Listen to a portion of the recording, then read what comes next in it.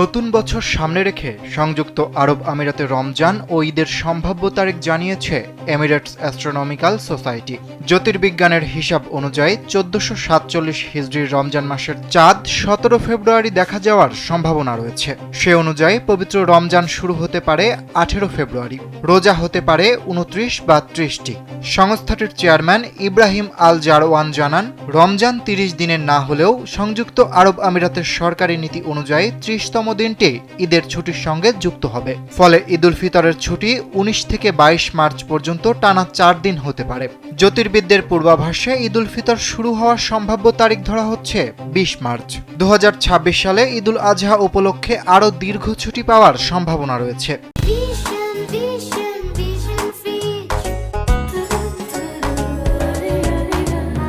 সরকারি ছুটি ক্যালেন্ডার অনুযায়ী আরাফাত দিবস হতে পারে 26 মে এবং ঈদ উল আজহা শুরু হতে পারে 27 মে। এই ছুটি 29 মে পর্যন্ত চলতে পারে।